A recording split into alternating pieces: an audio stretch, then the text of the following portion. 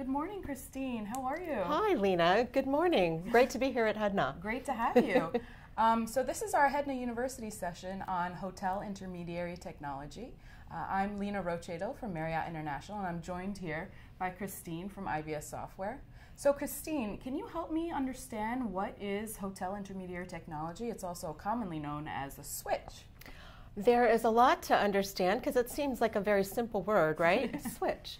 So there's a lot of history to it, and sometimes I think when we're learning, when we're participating in HEDNA University and other learning activities, it's good to have a little context, to understand a little bit about what's behind the words, and we're going to take a little bit of a walk down memory lane for those of us who are in the industry and bring you with us, so as new learners in hospitality, you can get this under your belt as well. Great. So connectivity. What is the concept of connectivity, Christine? Where did it start? How did it begin? Can you tell me a little bit more? I absolutely can. So let's talk about intermediaries as a definition to start with. So intermediaries are simply a stopping point between a hotel and a point of distribution. So sellers of hotel products can't always create I don't know, tens or more of connections to each individual hotel company. They want to create a single connection in many cases, or just a few connections that carry all of the hotel availability, inventory, rates, all the things that they need. Oh, there's an acronym we can talk about. ARI, availability, rates, and inventory. So intermediaries are beneficial because for a hotel company, one connection to an intermediary reaches possibly hundreds of different points of distribution, and then for the seller of travel, the same thing is true. They can reach a lot of suppliers quickly. So this is really the concept of an intermediary, and when it comes to connectivity, that really describes how you reach that the other side of that equation through an intermediary. Great. So when did it all start? I feel like you have some facts about the 1990s that you can share with us. Did it really start that long ago? Yeah, it did. Actually, we can go back even a little further than that, because the concept of electronic distribution really started in another industry. It started with airlines. Oh, and the airlines each had their own little closed system back in the beginning, in the 1970s. And they were very similar to one another because they were built off the same backbone. But at some point in the 1980s, someone had the idea of putting one of the terminals for an airline into a travel agency. And that idea really took hold. And they placed airline terminals in travel agencies all over the United States and in other countries as well. And those airline central reservation systems became the first electronic distribution method. They didn't go all the way to the consumer, the buyer, but they went to the travel agent, so another intermediary point, and that travel agent served their community or their corporate customers. And in the 1980s, somebody thought, well, let's add the hotels into those airline systems.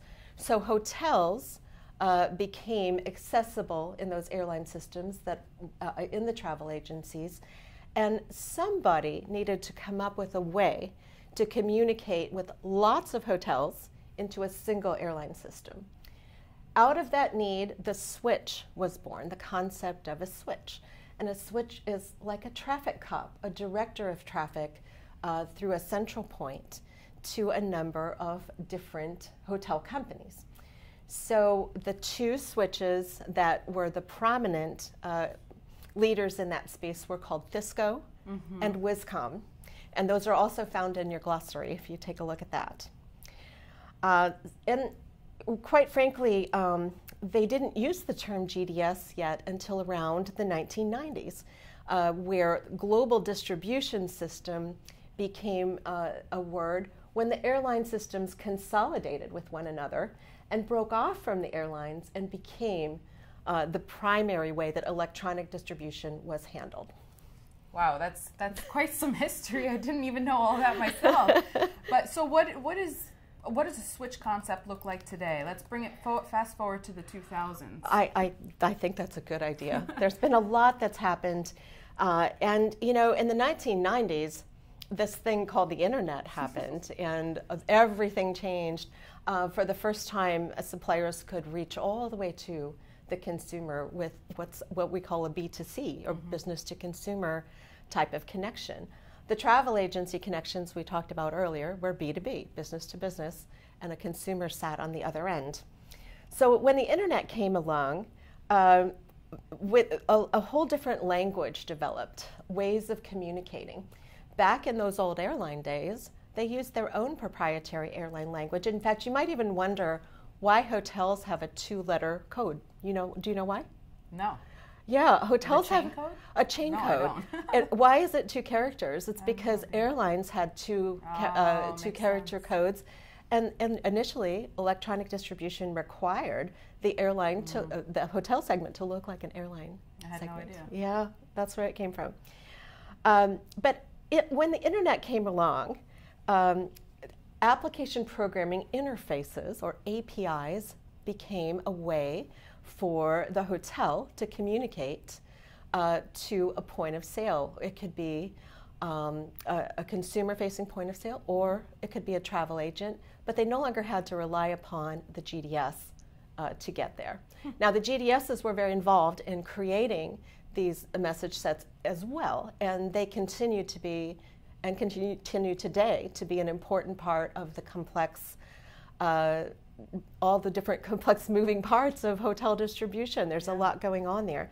But these other methods, including the use of XML, extensible markup language, became a standard. And there was an organization called, and there still is, an organization called the Open Travel Alliance. Yep. And this gives us the first instance in the glossary of the acronym OTA.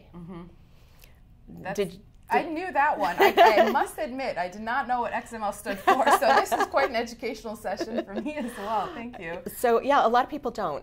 They just know that that's what we talk about. We throw that word around, XML, etc. So the Open Travel Alliance, I think they now refer to it as just Open Travel. Yep. But that created a standardization. So all the messages that float around now can be relatively similar, and that makes it easier for hotels to connect to sellers. Yep. Because they're all speaking the same language. Imagine if you were speaking Spanish and I was speaking English right now. And it would be difficult to communicate, obviously. It would definitely be difficult for me. So OTA gives us a standard of language to communicate in. That makes a lot of sense. Absolutely, absolutely. So what happened to the original concept of the switch model, the hotel intermediary technology? Well, it's still there. The original switches have consolidated to one, and I think it's now called, it was called Disco, and it's now part of another company, I believe. RateGain. Yep. That switch still exists, but in addition to that, these other technologies have emerged as well that don't have the original switch on them, but they do carry the concept of aggregation. So aggregation, and an aggregator is someone that brings together all of those multiple connections to simplify for each end of the equation, as we said before.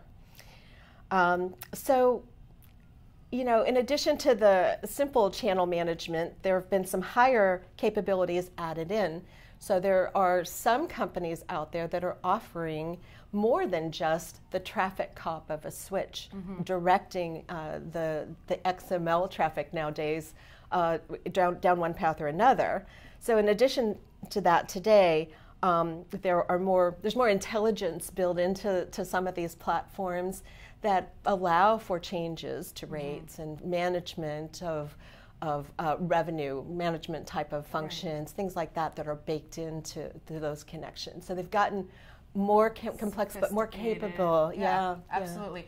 And I mean, I have been hearing a lot in the, let's say, past 5 to 10 years, a lot of conversations about direct connects, and I want a direct connect, you want a direct connect, everyone gets a direct connect. Yeah. So would you say that hotel intermediary technology is a thing of the past because of all this trend going towards direct connects? Well, you might think so, because since we have this common language and we all speak the same language, you would think, well, that would be really easy then to just build direct connects wherever needed And some companies have taken on that strategy to build direct connects to all of their partners on the other end.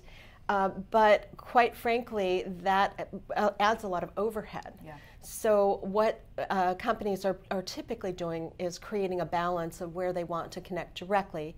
Hotel companies often have a handful of direct connections, but they still put a lot of their traffic through intermediaries as well. They can't maintain hundreds of them, maybe just 3 or 4 of them, along with an intermediary. Going back to the one-to-many concept that you were talking about earlier, because I would imagine if you have all these direct connects, it could put a lot of strain on the hotelier or supplier's infrastructure. So absolutely. That makes a lot of sense. And it's overhead, it's salaries. It's people that need to monitor and take care of the care and feeding of all those connections. That makes sense. So what do you think is on the horizon for distribution technology or switch technology?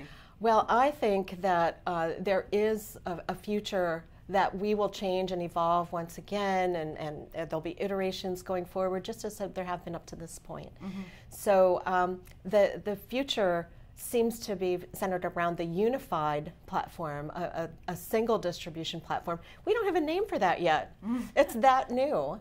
All right, this looks like a survey question. Who wants to name this? Yeah, so in addition to pulling together all the management types of functions for a hotel, the central reservations and the property and the revenue management and the loyalty and all that stuff, consolidating the distribution of to the different partners in a shared environment, I think is probably the wave of the future. Yeah, I think so. There's more. I'm betting there's more terminology to come that we haven't even thought of yet. Well, it's a good thing because there's going to be a glossary of terminology that we're going to post online as well. We've already gone through a number of different acronyms, and we love our 3-letter acronyms here in the travel space. So tune in for more information, and thank you again, Christine, for this lovely session on HEDNA University on switch technology. Thanks, Lena.